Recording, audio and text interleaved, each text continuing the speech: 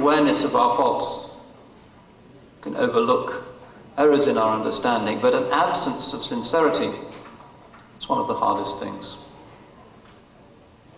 How do we recover that state of purity that makes us fearful for our intention? Well, by looking to see if our inward state is logically the consequence of what we're mouthing. Do we have La ilaha illallah in our hearts as well as in our mouths? The mouth is easy to control. It's the easiest part of our bodies to control, and we tend to let that jabber on all day, hardly thinking. Very little effort of will is required to set the mouth moving. But the heart, move the heart, that's the hardest thing. The heart is a vulnerable, fluctuating thing. يتقلب, that's what the Arabic word means. It moves this way and that, in accordance with winds that pass across it, over which we have very little control. We can try at most to be in places and with people where the winds are good and perfumed, rather than with foul, polluted smells. But we can't direct our hearts. Allah is muqallib al-qulub, the one who turns the hearts. So the great challenge that religion is holding out to us is to make the inward and the outward compatible with each other. If they are not at ease with each other, there will be a tension, and we will be ill at ease, we will be stressful, we will fear.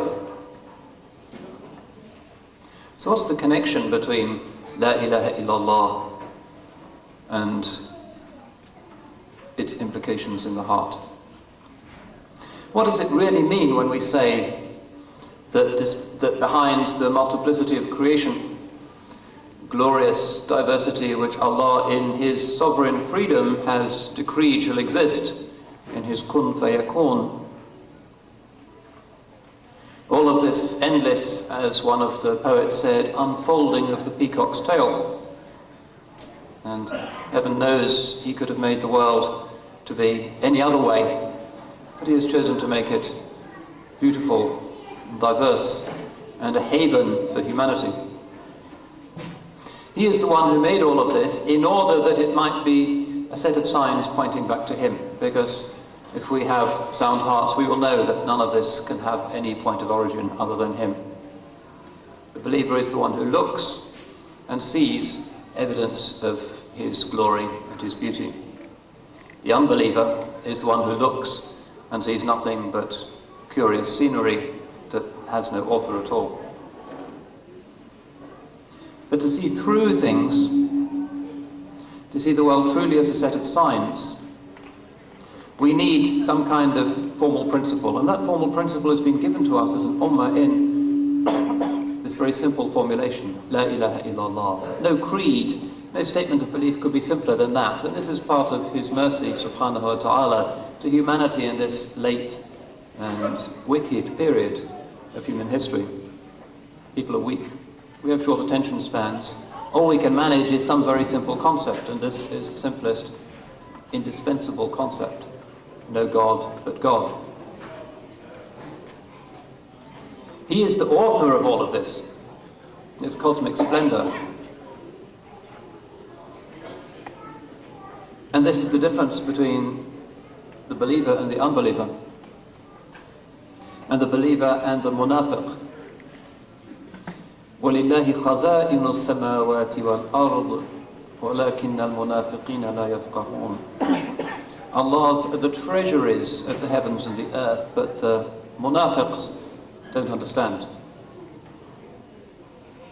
So, a symptomatic proof of the presence of Iman could be a sense of confidence that everything that comes to us from the same author of the beauty and the splendor and the symmetry and the purpose of the world. Forms of creation are beautiful without exception. Sometimes that beauty may be veiled from us. Sometimes the beauty may lie in a sort of rigor, a tremendous phenomenon in existence.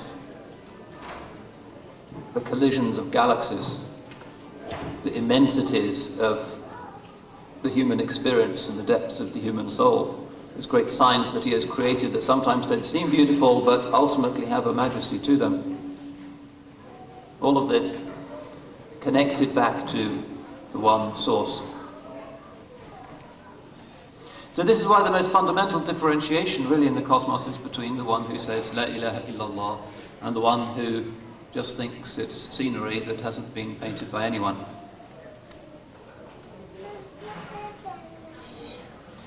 Now the Prophet ﷺ was the one who saw this better than anyone and literally did see it.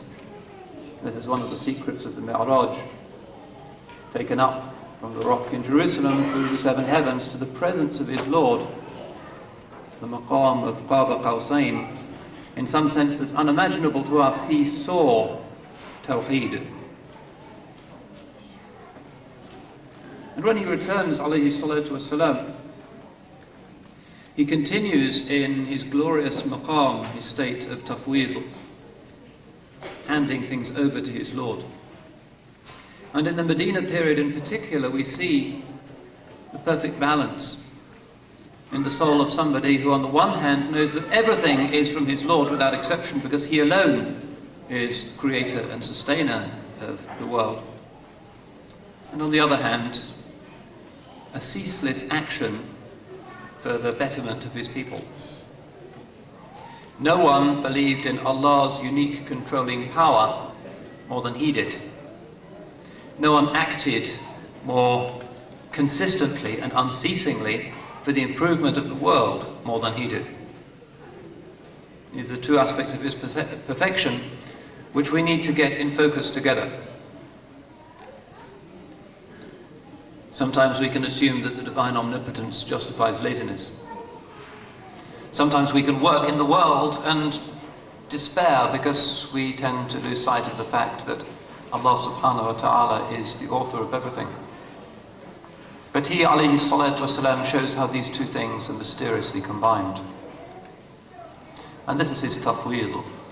Tafweed does not mean giving up, resignation.